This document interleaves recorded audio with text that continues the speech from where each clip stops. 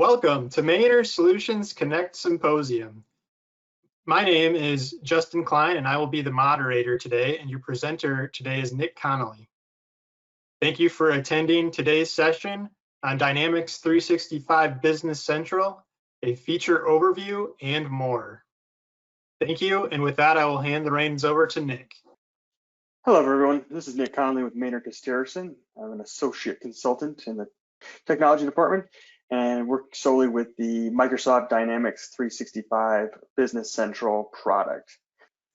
So without further ado, we'll jump into the presentation, which is a feature overview and more. Anyways, so I'm going to jump out of this presentation. Most of what I will be showing you guys will be within the product itself. So I'm going to bring that up on my screen now. So what you should be seeing now is the landing page for Dynamics 365. Now to navigate here, it's very handy. All you have to do is type in your home.dynamics.com, which comes up automatically for me since I go there so often. You'll go to the landing page. I'm gonna have to log in. And then you'll go to your Dynamics landing page where you can select Business Central. So on your landing page, there's a few things I want to draw your attention to. First of all, we get our headline, which will scroll through a few different little blurbs, asking if you want to learn more about Business Central. Sometimes it'll welcome you, say your name, and other insights. To the right of that, we have our actions selection. You can see you have your sales, your payables, and your new payments reports set up, and your Excel reports here. These little pluses will alert you. These are for new sales quotes. This is not going to take you into a table containing all of your quotes or all of your orders, but rather will jump you right into a new document. Underneath of that, you can see we have activities. Now this is just a test environment that I set up, so we don't have too much going on, but it will show you your sales for the month, your overdue sales invoice amount, with this little green indicator saying good, or a red indicator if it was bad compared to previous months. You also have your overdue purchase invoice amounts. You can see this is getting large. That's bad, so we get the little red. And our sales invoices that will predict the overdue. This is based off of whether you pay your payables on time or your sales invoices are coming in on time. Below that, we can see these little boxes, and Microsoft calls these queues. Inside of these queues, you can see that we have 2 sales quotes outstanding. We have our 4 sales orders. This covers purchases. You also get your approvals for your workflows, payments, incoming documents, a specific user task. Below that, we have our insights, which you can change these. I don't want to change it right now because it'll go back to a future period where I don't have any information showing, so I wanted to have something here populated. But this will show you your sales from 2018 to your sales of 2019. It's a neat little quick bit of information. All those people looking for those KPIs. Let's get a favorite accounts, and then here we have this populated with a trial balance. Again, I don't have too much data in here, so these figures are all very low, but gives you a general sense of what you can do with Business Central. Also below that, you can see that you can connect custom Power BI dashboards directly to your Business Central account. And this is where that would show up. Now, all of what you're seeing here is all defined on your role center. And we can change our role center depending on what kind of information we would like to see by accessing the settings menu. By hitting the sprocket in the top right-hand corner, I can then go to my settings. And from here, I can select various roles. Whether I'm the accountant, our tech guy, Joe DeLuca, has his own. The account administration, business manager, which is what I mostly use, your collections, human resources, and so on and so forth. From here, you can also change between your companies. You can see we have a few different companies. Tom has his demo company. We have a couple of other demo companies for sales, and the Cronus USA that comes with every subscription to Business Central. Another thing cool about in the settings menu is the personalized feature. personalized feature can be used on any screen, and it can be used to add or subtract fields or move pieces of data around. So jumping into our next topic, I want to go through the main areas of Business Central, including the GL account structure, items, vendors, and customers. So we'll go into the chart of accounts, and we see the structure we have here is a 5-digit number. You can have a max of 20 characters, and it will allow you to use characters such as hyphens, periods, hyphens or periods. Sorry. You can see that there are a couple of different types of GL accounts we can have here. As you can see, this balance sheet doesn't have any information coming through, and it's bolded. If we were to go into this, you'll see that this is just a heading column. It does not, nothing posts directly to this account. If we were to go down into, let's say, our checking account, you can see that this is a posting type. Now, what you want to focus on here in your GL structure or your GL accounts is at this very top box in the general section. This is where you'll assign its number, its name, whether it's a balance sheet or income statement item, account category of being an asset, along with the others, and a subcategory. You don't always have to define your subcategories, but if you are looking to add a product that will give you more robust reports, such as a BI 360 product, they do suggest that you fill out all of your subcategories. Also to show if this is a debit account, a credit account, or if it can go both ways. Another nice, neat feature about Business Central is the concept of starting totals and ending totals. So we see we have assets here with a begin total. If we go out to our total assets, we can see that it is an end totaling account. And in this totaling box, we have these 5 digits with this dot dot and another 5 digits. This is the starting account number. The dot dot is saying it's going to go through, and then your ending account number. So it's going to sum all of the accounts from 10,001 to 10,990. So what this is, why you want to set this up with your headers and these other formula accounts is so when you go into create your financials, and to get to those we go to finance and then account schedules. It's very easy to populate and change these account schedules. Now, the first time you go in here and create one of these account schedules, it will create a copy to retain its original. And you'll see it also, it will populate with those accounts. So it's very important that you take your time in establishing your GL accounts, because it'll make this process that much easier. So now that we've defined the GL account structure, we're going to jump into what makes Business Central tick. How does it work to automate and make your life easier? So the first thing we're going to go in to look at is our customer/vendor templates. So if we go into our search, which is located in the top right with the magnifying glass, we can go into template, and we can bring, actually let's just go with templates, sorry. And from the template screen, we can see all the templates we have established right now. This business customer, this would be our customer template. You can rename this template name based on whatever criteria you would like. Then you would enable it. If you want to assign it its unique number series, you can do so here. And we'll also talk about the number series in a minute. How the address and contacts will display. How you'd like to invoice these customers and assign them their general business posting group, which we'll get into next, as long as their customer price group, if they get discounts, if we allow line discounts, if they're a tax liable customer or not.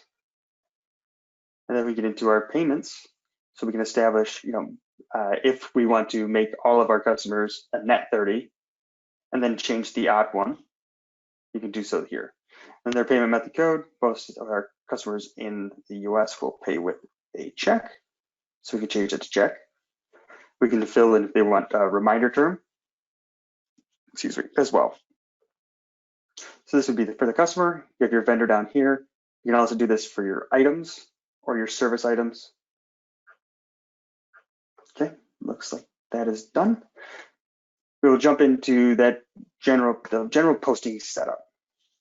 So again, using our magnifying glass, gen post set.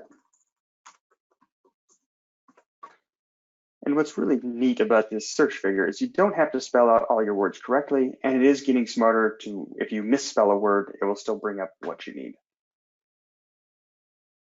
So we'll bring up the general posting setup. And so what is going on here is you will define a general business posting group, and what we have defined is domestic. We don't have a lot of customers that are differentiating in this category as of yet, because most of the customers are domestic, or they don't see a need for defining them in other ways. But if you wanted to track, your domestic versus your international customers, you could do that, or between states. All of that is fair game. And you can see next to that we have the general product posting group. So then we have those established for a non-tax, retail, or services. You can have as many of these as you like. And so what is going on here is we're kind of creating a matrix. And so what this is saying is if we have a domestic business posting group and we have a product posting group of non-tax, the sales account we're going to hit is the 4,200. And the credit memo is also the 4,200, so on and so forth. You have your sales, then you have your purchasing accounts, you have your COGS accounts, and your inventory adjustments, so on and so forth. So going into our next step, which is going to be an overview of the items. We can get to items by searching, or we can go into our sales tab at the top and select items. We have a few items set up here. Go to one item that I set up, which is our Brondo. Now you can have this set. You have this set up to predefine a number for your items. By when you're creating a new, just leave this blank. It'll auto assign based on the number series. Then you can add your description. You can add a type if it's an inventory, service, or a non-inventoried item. You can establish a base unit of measure, and this would be the base unit of measure that you would sell it in, not that you would buy it in. So that would be down at the bottom in our replenishment, I believe. Right. So our purchase unit of measure is a pack as well, but this could be a case. So let's say there's 12 packs in a case. We buy it by the case, then we would sell it by the pack. And you also want to take note, in each one of these boxes, there is a show more. This will show extra information that may not be useful to some customers, but could be useful to you. You can use the personalized feature to bring out something that may be hidden now that you want to see all the time. So that is possible. You can show more to see a couple of other pieces of information. Below that, you have your inventory if you want to create shelves and create pick orders. You can get a little bit more detailed with your inventory. You have your costs and postings. So here we have our built-in FIFO, LIFO, specific, average, or standard costing methods. We can establish a unit cost for this. It will also start to calculate this unit cost as an average. If your supplier is raising the price, say it goes up to $5.50, it will then create an average of how many you've purchased at $5.25 versus the $5.50 to create an average unit cost here. I set this to a non-tax item, just like I like dealing with tax during my demos. And then you can establish in your price and sales, this will do your profit percentage for you. Didn't have to do anything there. It's an automatically calculated field. And then again, you have your replenishment. You can put in your lead time calculation. So let's say it takes 2 weeks to get from your supplier to you, you can type in your 2W. You see that goes to bold. That is a sufficient naming. You can use the W as weeks. You can just say D for days and M for month. If you have a specific vendor, you can set those up as well. So one thing I didn't touch on in the What Makes Business Central Tick that I should have is the number series. Now I will showcase that I can type number, and what is actually popping up, or what it's called, is no.series. This would be the number series. So we have multiple number series. Your bank accounts, they start with your B010 and they end at B990. It'll show you your last date used and other information. You can do this for your customers. So if you don't like having the C out in front and you just want to see numbers, you can go in and take that C off just by selecting in. Take the C off. And now any new customer you create will just have a number instead of C and then a number. So we're gonna go hit the sales process. So if we go into our sales and we hit the drop down, we'll get all of our screens that are related to sales. You can start with quotes, you can start with an order, or you can go right to an invoice. You can also track these documents from one to the other. So from the quote stage, we can go and create or make this an order from the quote stage. If we go in, we already have a quote already made, and we can process, and we can come in and make this in order. So we'll go ahead and do that. And we'll talk more on the order screen. All of these screens are very similar in the way that they're laid out. It's going to prompt me and say, this was made in order. Do you want to look at that? And we'll go into we'll go into the order, take a look at what kind of information we'll find here. So first, you'll need a customer name. You do not need to remember your customer names or numbers. This works just like any other part of Business Central where you can start typing and it'll auto-populate. You can also use the lookup value to bring in all of your customers. Show more so we can see all of the information that we could have set up here.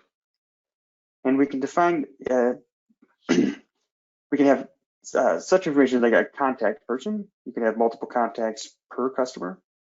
It's going to show up a posting date. The data was originally ordered. You can throw in an external document number if you want to track the customer's order number as well as yours. And we can have a salesperson code if you want to start tagging sales for commission purposes in-house. Below that, we'll see the line items. This is what we actually sold to the customer. And here we're selling an item that would be the Berlin guest chair. You see we have a quantity of 10. Those are in pieces, and it'll bring in the price that we have established on that item card and calculate what the total of the invoice should be. Now you don't always have to have these as items. We can also, if it's a non-inventoriable item, this happens more on purchasing, so maybe I should cover it there, but we'll quickly touch on, you can use GL accounts. You can bring up, give you a little error about the date. And then in the description, this will auto-populate with inventory, but we'll just call this chair. We can override that field. You can also have comments. If you just want to leave a little comment.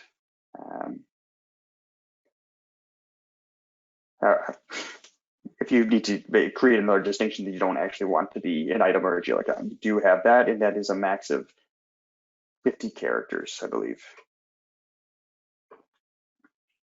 Here in your invoice detail section, you can say, oh, this customer usually has a payment terms code of 14. We were going to give them 30 on this particular order. You can redefine that there. So it is changeable just because on the customer card, we have labeled them as a 14-day payment term customer. You don't have to stick with that. You can give a payment term based on an order. Also in the shipping and billing section, you could, for instance, sell or ship this to a different address. The company that the customer that we're selling to has a defined address on its item card. but maybe we're shipping this to a subsidiary of them, or however it may change. So we can come down here, hit the drop down, and go to an alternate shipping address. This has a couple of different locations already pre-populated in the system, like Chicago and Miami. You go ahead and select one of those. What you could also do here is you can bill this to a different address.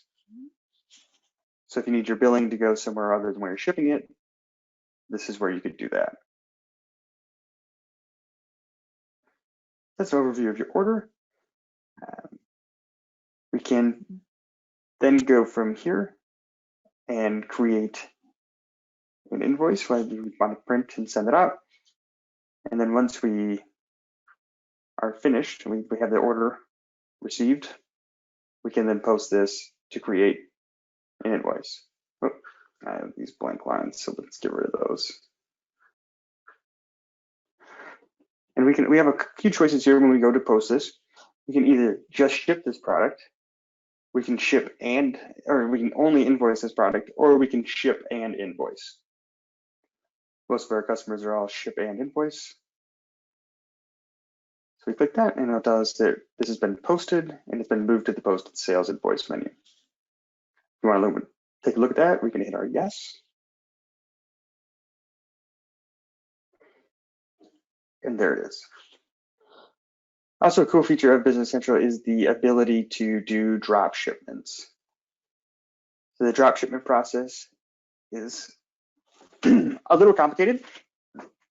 Basically, what you do is you'd come in, you'd create your sales. You would define it as a drop ship item. Then you'd go in and make your purchasing document. Go out to your purchase, however you're doing that, and you could bring in the sales lines into that purchasing document and then send it out. And then it would just be shipped in that purchasing document. You would specify it's going directly to the customer, which we'll show you here.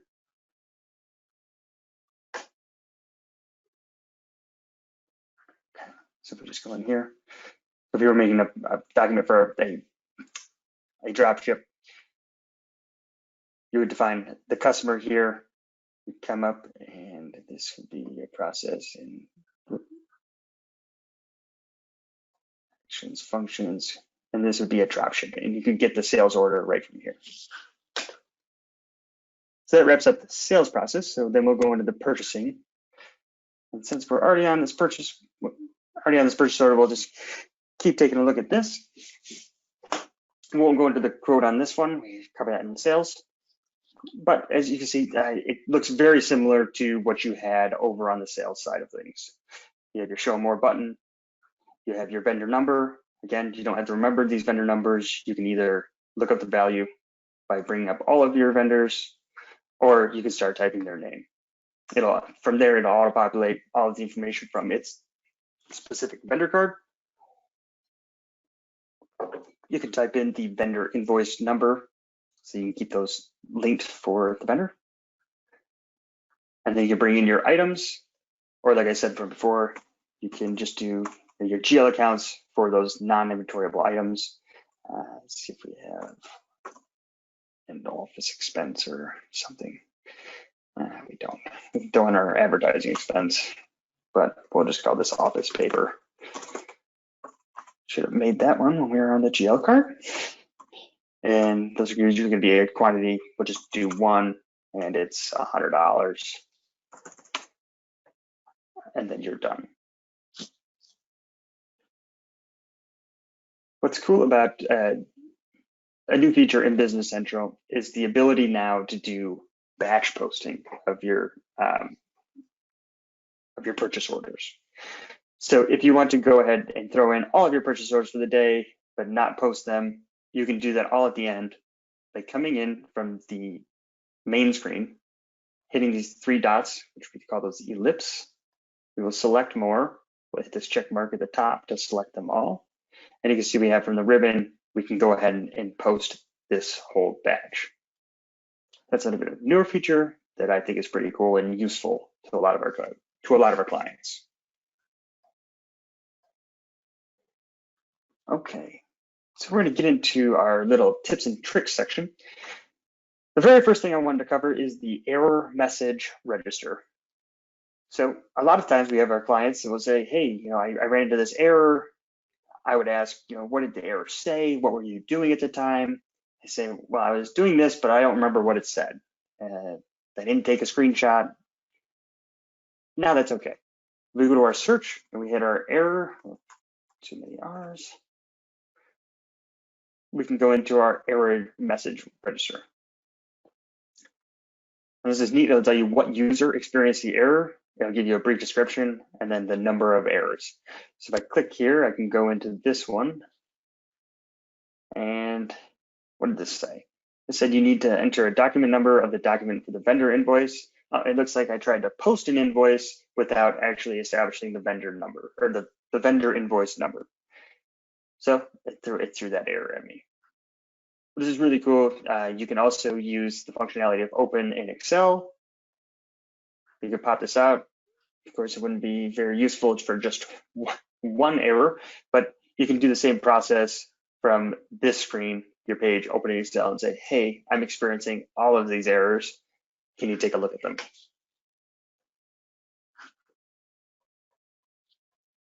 From there, let's talk a little bit more about the audit trail.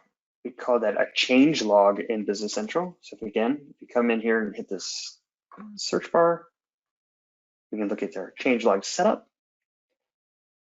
Basically, here, I do not have it activated. If you go to activate it, you'll get a little message, and we'll show you that in a second, about it may experience some slowdowns because it is tracking a lot of additional information. If I go into the setup, I can mark the tables that I want to start tracking.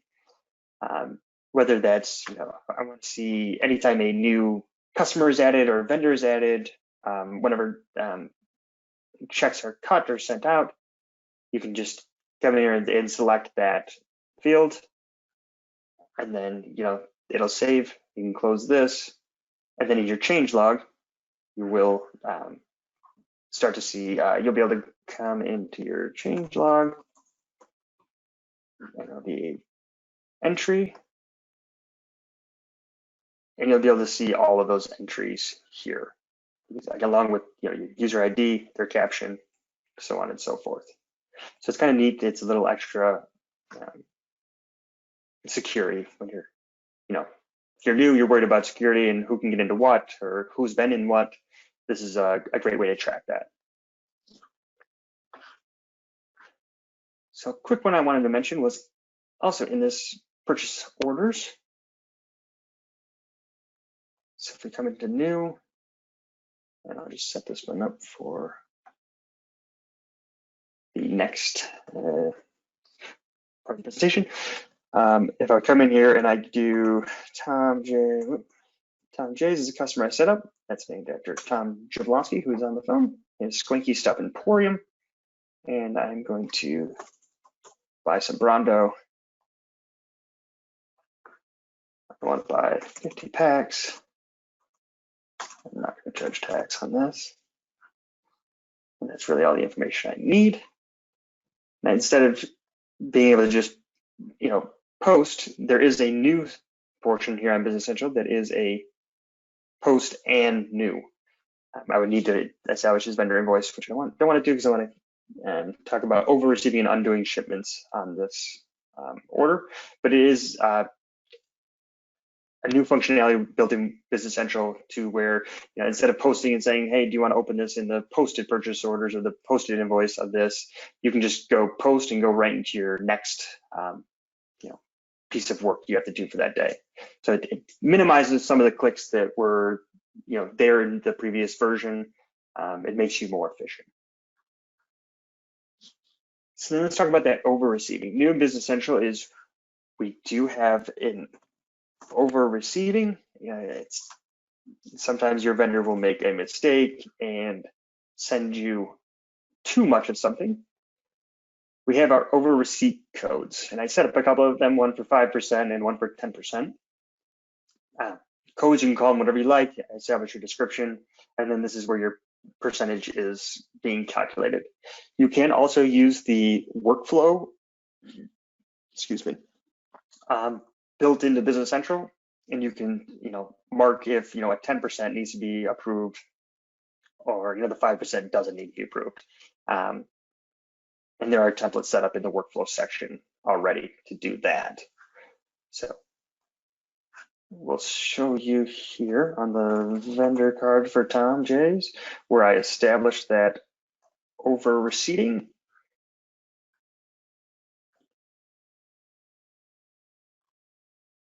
It's down here at the bottom in the receiving portion. Here's where you define your over receipt code, and I have him set to 10%. Okay, all of that to get back to our purchase order. So once you, print and send this off to your vendor, this release status, or this status will go into released. And we'll say we came back, a week later, 2 weeks later when it came in, and we'll say, hey, we didn't receive 50 of these, we received 52 of them. Well, we can see that that's now doable. It changes our quantity to invoice, and it also changes our quantity here that was listed on the original PO. So instead of the old process in Business Central, which is you'd have to go out there and manually create a new purchase order or purchase invoice to Tom J's for those 2 units, it'll do it for you. Now, you can also change this quantity invoice back to our 50.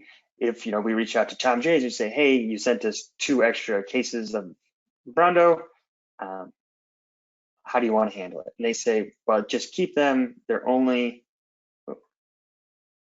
$5.25 a pack. It's going to cost about that to ship it back. Good faith, just keep them.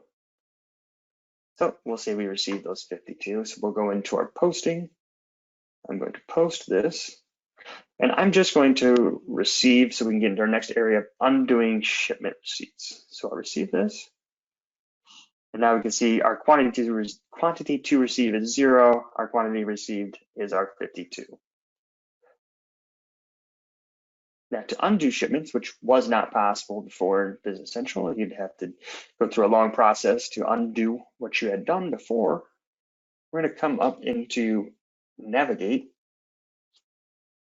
and we're going to hit our receipts. And these are the receipt from your receiving. I really wish the undo button were on this page, but having the functionality versus not having that functionality, I'll take the extra click of going into this number.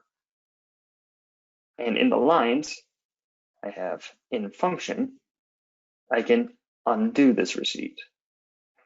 It's asking me, do you really want to undo the select receipt lines? I'm going to hit yes. Now we can see we received 52 of them and we unreceived 52 of them. And this is posted purchase receipts. So let's just go back to the original invoice, or sorry, the original purchase order. And we can see that our quantity to receive has moved back to the quantity to receive field from the already received. So that's really cool. Like I said, this was not available before, has not worked in other legacy products before this. And I think it's going to be a great feature that will help out tremendously. Okay, we're going to jump into our payables management deep dive, starting with our OCR Service add-on. So the OCR service that we are featuring here is from Kofax. Business Central does come with a light version of OCR coming from email exchange that is assuming that you are running O365. And so what will happen is you'll get this welcome email. It'll populate you a username. You'll get a link to a password, which I've protected, obviously, and your authorization key and your service URL. This information, over here,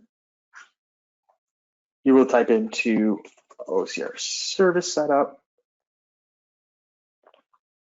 You see where I have set up with that same Tom Jablonski, this password, the service URL, and the authorization key, and then the enable. So from here, I'm going to go over to our incoming documents.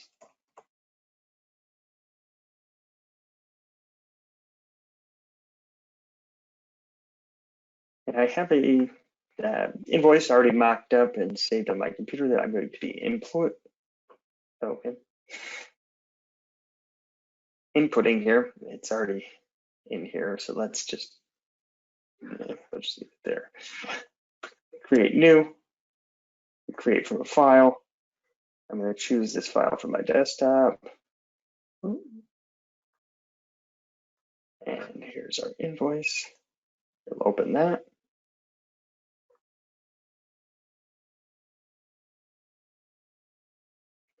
So within this OCR service, we'll come in and we'll select the OCR and we will send this to our service. And what's happening is this is being sent out to a server that's held in the cloud of that Kofax person, and it's running its machine learning algorithm to look at the invoice. And actually, I'll bring it up for you guys so you can see it. And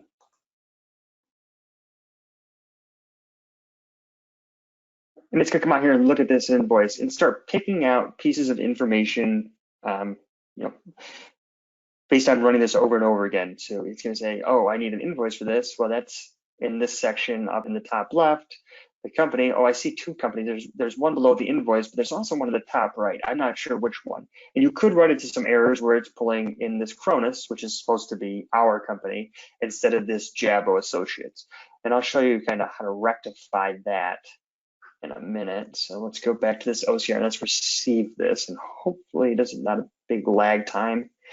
It was giving me some problems last night, not wanting to receive. Okay, it did. So it received it. So we'll see here in the information, we have vendor name, Jabo Associates. Okay, that came in correct. That's cool. And then our vendor order number, that came in correct. Currency is great. Okay, let's assume that this didn't work correctly. Under OCR, you do have this correct OCR data. And so whichever one of these fields didn't show appropriately, you can come in here and change. And then you can send that OCR feedback. So it's going back into that server and training that service to better sense what is on your invoices in order to help you out better. And you can also, I just had one invoice, but this will be able to be used with a batch job. If you have a stack of invoices you need to send out at one time, it is capable of doing that. So then we're going to come over in here and process, and we're going to create this document. Let's say it's been created with warnings, and that warning is the amounts are different because my tax I don't have set up. I think the one in the invoice is a 5% tax, and I have 6% here. So, but it's okay. It's still created. So if we go out here and we go to our purchase invoices, we have our Jabo Associates. There's a couple of them when I tested them. I guess I should have deleted that. Sorry for that. And we have our invoice and bring in the invoice number. So maybe we need to train that machine to do a better job. But then we could, go ahead and do our release, and we could do this as a batch. I'm assuming is how you would want to run this. Oops, I hit yes on this. You send all your stuff off to OCR for the day, you populate a batch, and you could do that batch release at that point.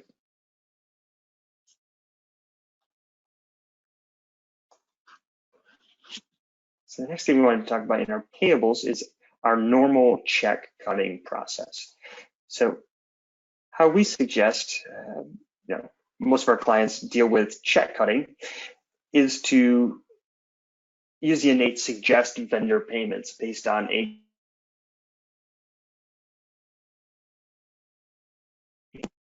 and we go to our our payment journal. You'll see we have the templates for a few different payment types. I'm going to go to my AP checks. This is one I have set up for paying vendors specifically. And we can see that it's linked to my bank account checking. There's nothing here. But if we go up into prepare and we select this suggest vendor payments, we can establish this cutoff date. It's called last payment date in Business Central, but you can think about it as a cutoff date. So this is going to go anything that's due up to this date.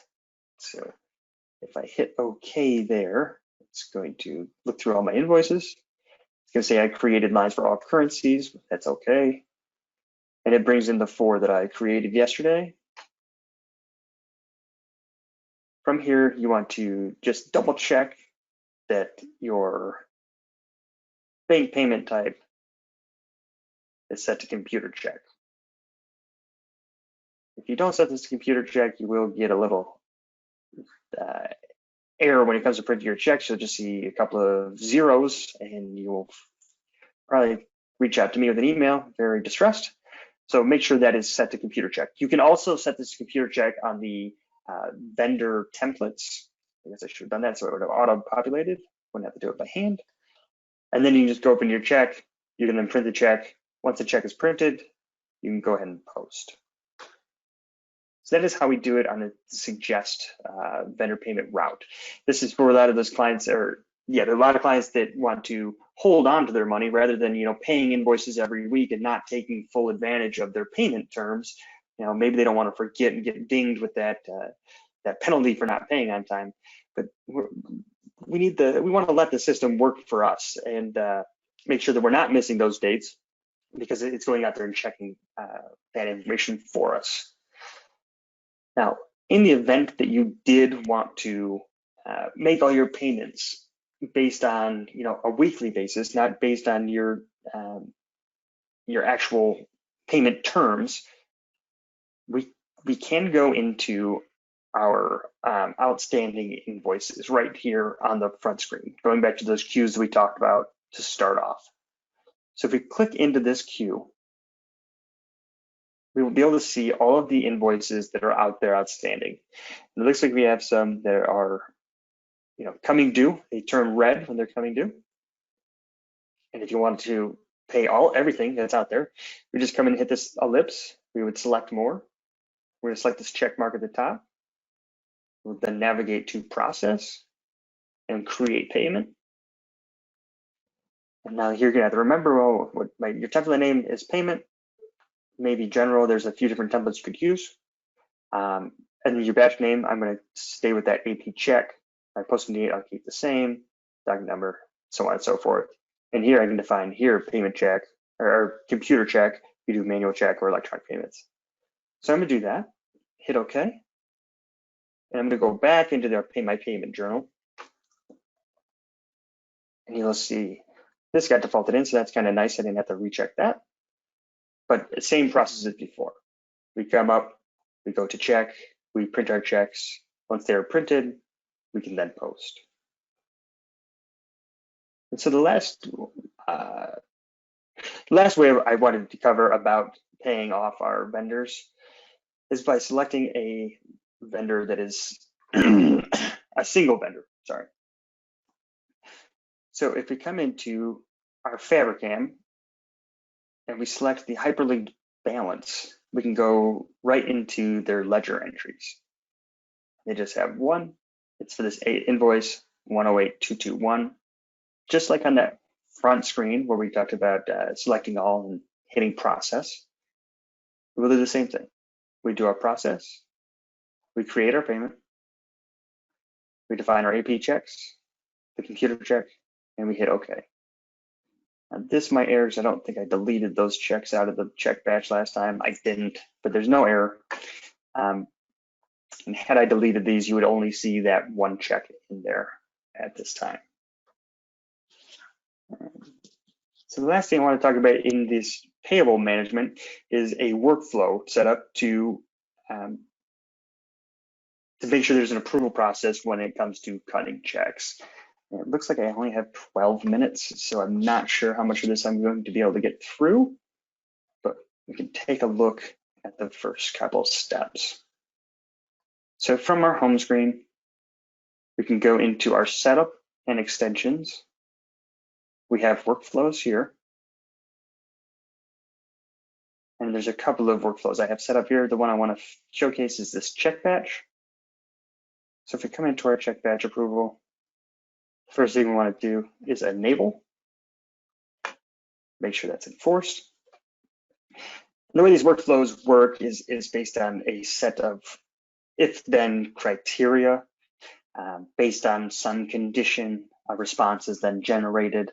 So if this, the very first thing it's going to do is make sure that the journal batch is balanced. And then once it's balanced, it'll go into the first real condition, which is always, and this is saying it's always going to do this on add a new record restriction. It's going to create an approval, sorry, going to create a request for approval based upon the workflow user group. And down here, this is where you define your workflow user groups. And I have it set to check batch. I'm going to go in and select from full list to show you kind of what this looks like. These do need to be established. You can use the workflow user groups, or there is an approval user, or approver user chain, I should say. Differences on that for the workflow user groups is based on sequential. Oh, I don't know why this isn't populating. Oops, I want to select more. Full list. Edit list. Let's just search it. Excuse me. So the workflow user group is just sequential. It's a numbering. It starts with this person, then it goes to the next person, and so on and so forth. So if you can see here, I have this mock person set up here. His name is D365-2, and in the sequence, he's first. So he's going to be the one that's putting the checks into the check batch. And then I have myself set up as the next person in this approval process. And then I can look over the batch. Say my cash flow is a little bit lean at the time. I can delete a few of the invoices that are larger or not quite due yet, and then approve the batch. So the other version of this is the approval user chain. And this I use a lot more for purchase orders and sales orders, where you want to limit the amount any one of your associates, employees can put on a purchase invoice. So this is where I would use that more. Now this is based on criteria of how much they're approved to sell, how much they're approved to purchase, so on and so forth. This also does come with an emailing capability that emails directly out of Business Central and will go to the emails you have defined saying, hey, you have an approval. You have something that needs your attention, needs your approval. You'd be able to go in your home screen. There is a queue for the approvals. And then you can select that and go right into the document that needs approval. So yeah, and then we have our other criteria. I'm not going to go into everything else, but this is basically if it's been approved, what happens, rejected, what happens, delegated or canceled. So if we go back into our check batch, cash management, payment journal.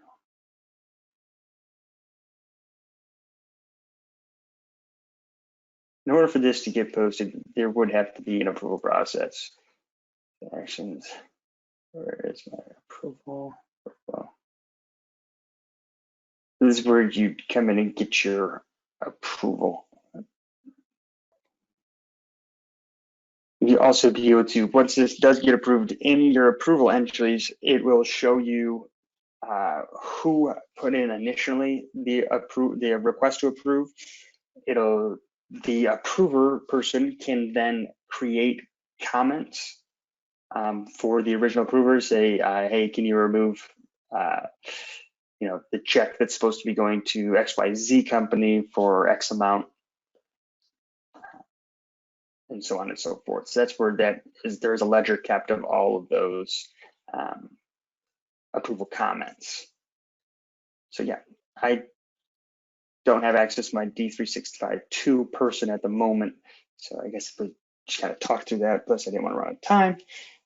If there's no other questions, I'll throw this back up on the screen for my, throw up my contact. And if you have any questions, you can reach out to myself or Tom Jablonski or Justin. He'll get in touch with us. So I just want to say thank you for attending our 2020 Connect Symposium. I hope you all had a great time and learned something new. Yes, thank you all. Have a great day.